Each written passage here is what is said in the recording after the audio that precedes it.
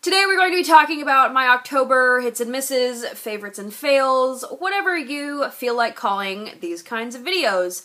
I did not do one of these videos for September because I literally had like 2 products that I liked and I don't really even remember what they are, and so obviously they really weren't that favorite. But I do have a decent amount of stuff to talk about that I did purchase in the month of October and that I really have been loving and enjoying. And actually quite a few things that I'm kind of like, not so much. Some of these things are things that I purchased for my haul video that I uploaded a couple weeks ago that I would let you know about.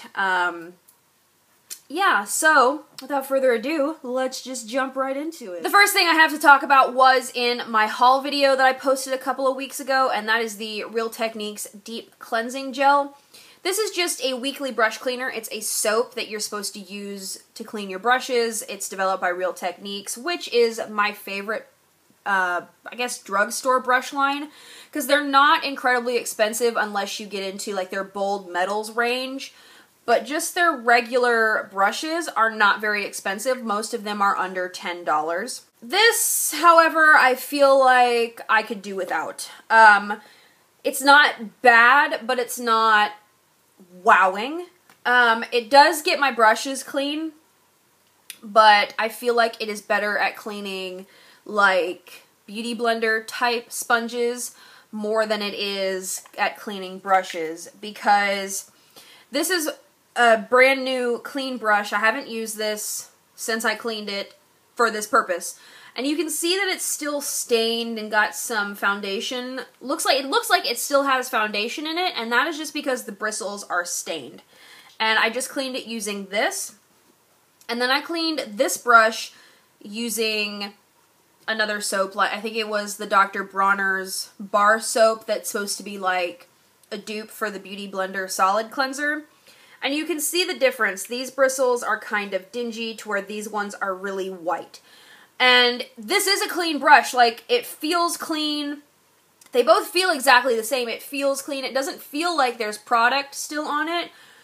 But I don't like when my makeup brushes look dirty, if that makes sense. And this doesn't get all of the staining out of them. I mean, if you're looking for a brush cleanser just to kind of clean your brushes really quickly, this does that. This is a very quick cleanser. It gets most, if not all of the product out the first time you wash it. It just may leave your brushes a little bit stained, and I don't like that personally, especially if I'm taking my brushes to work on a client. I don't like rolling up with dirty looking brushes. Even though I know that they're clean, it just kind of weirds me out. This smells really good, and like I said, it's really good at cleaning like beauty blender sponges, so that's probably what I'll use it for. It's a very thick gel, so I feel like it penetrates deep into the sponge, but then rinses out very easily and pulls all of the makeup out of it. Another product that I kind of have been liking this last month, I finally broke down and purchased the L'Oreal Infallible Makeup Setting Spray.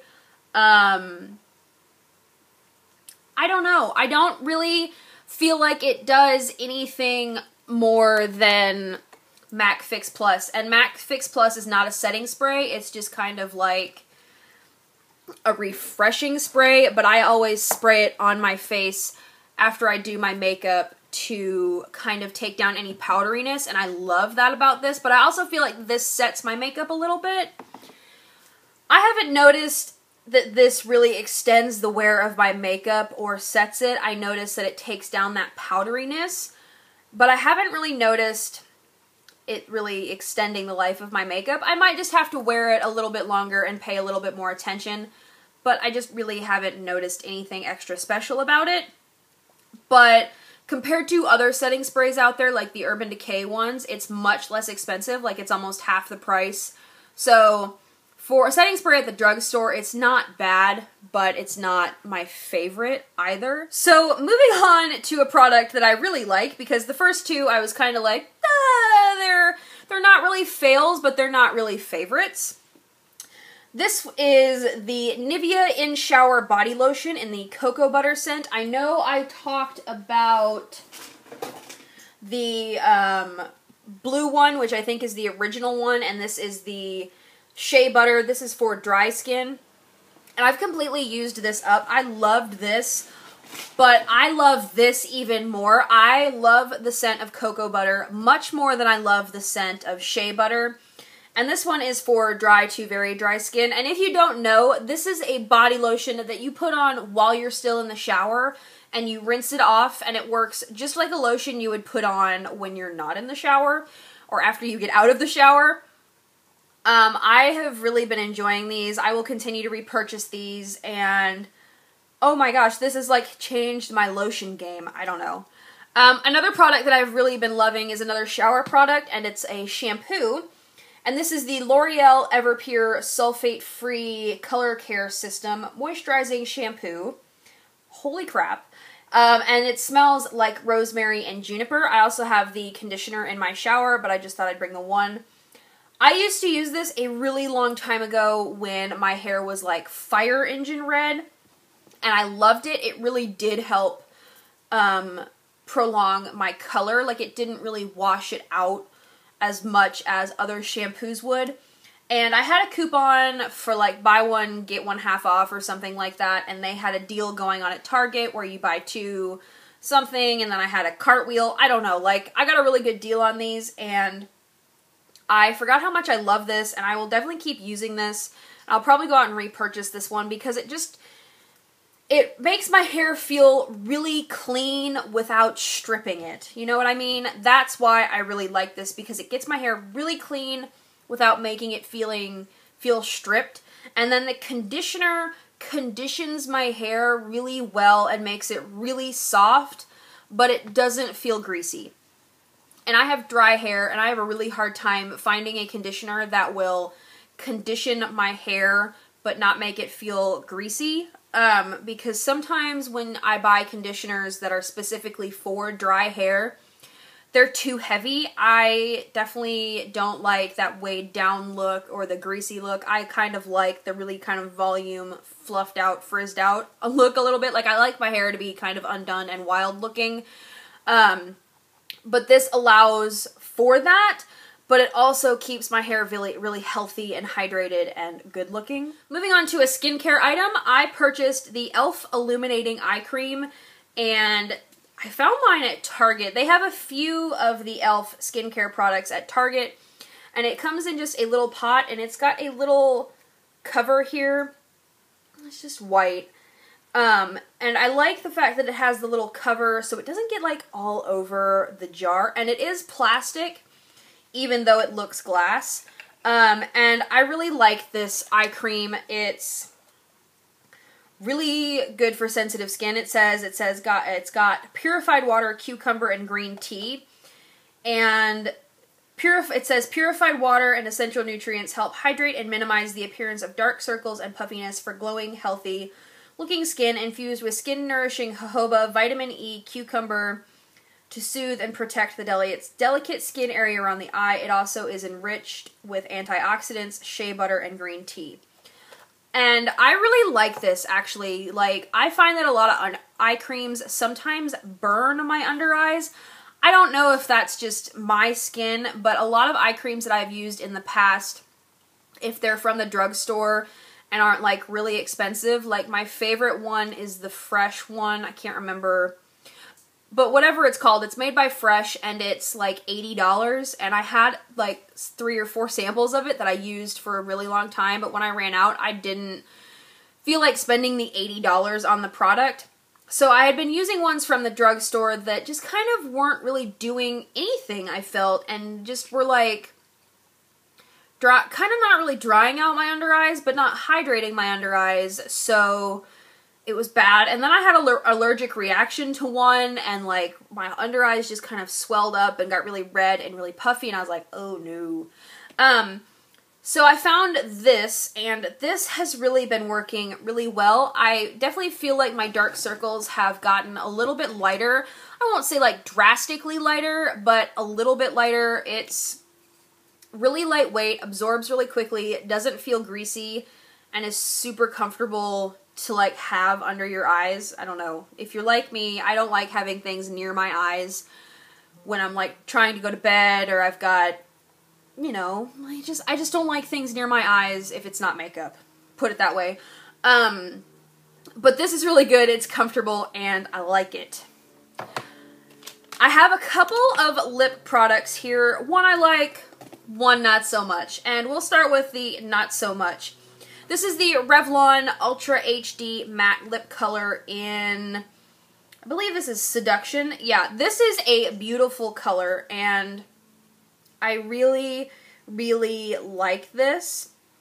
That's the color there. It's got a very flat doe foot applicator, which is my preferred method of application.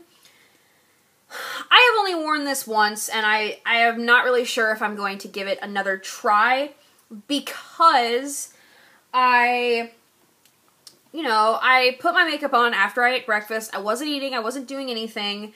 I was driving in the car, and I got to where I was going, and I had to go to the bathroom, so I go there, I'm washing my hands, I look in the mirror, and this has traveled, like, up my face. I had not touched my face, nothing. It was, like, all right here, and looked like my concealer was the wrong color, or, like, I had a birthmark that I should have concealed better, I don't know. But this had just, like, traveled up my face, and I was like, I didn't touch my face at all. What is going on? And I bought this because Toddy from Glam Life Guru really loved this color, and I loved the color on her. And I was like, ooh, that color's right up my alley. I love it. It's actually very similar to what I'm wearing right now, but it just like traveled up my face. And I don't know if I put too much on or what, but I have never had a lip color just like travel up my face. It was so irritating, it wasn't even funny. And the one I am wearing today is the one that I really, really like. And this is one of the Maybelline matte lipsticks in Clay Crush. And I really, really like this color. That is it there. So it's very similar to this Revlon Seduction lipstick. And these aren't really matte either. Like, I don't really feel like they ever set at all. Like, it almost is supposed to be like a lip velvet, but it doesn't really ever set, and it's so irritating. Anyway, I love the Maybelline matte lipsticks, and I think this is a newer color, because I know they did, oh, it does say new on the back. They released new colors, and I've talked about these before. They're super comfortable to wear, especially for a matte lipstick from the drugstore. They don't feel drying on the lips. They just sit on the lips very well, and they're very comfortable to wear. Another product that I'm not incredibly sure about at the moment is the Yes to Grapefruit Correct and Repair Pore Perfecting Toning Mist. This smells amazing, and I think this would be great for like just kind of like a misting on the go if you feel like your skin was dry, because this is very hydrating. But as to like a toner for after I wash my face, it's kind of weird, because I will put it on my face and like it'll dry, but then it'll feel kind of greasy on my skin. I don't know if I've just put too much on. Like I said, I'm gonna have to keep using it. I'm just not sure about it right now. And it was kind of expensive, but I really like the Yes to Grapefruit line. I like the Yes to line as in general, but the Yes to Grapefruit is my favorite. So I'm gonna have to keep playing with this and update you guys on this. And my last favorite for the month is a perfume, and it is Gucci Guilty. I have had this for a really long time, and it just kind of sat with the rest of my perfumes because I had been using another one. I can't remember which one. I used another one and Flower Bomb. Those are the ones I usually switch between. But I picked this up the other day and I was like, I'll wear that. And I just remembered how much I love the smell of this, and it's just so beautiful, and it's a really strong, it's got a patchouli base to it. And I really like that smell, and I just love this perfume. So, that is it for my October favorites. I know it was a lot, and I know I talked really fast. But, thank you guys so much for watching, and I will see you in my next video.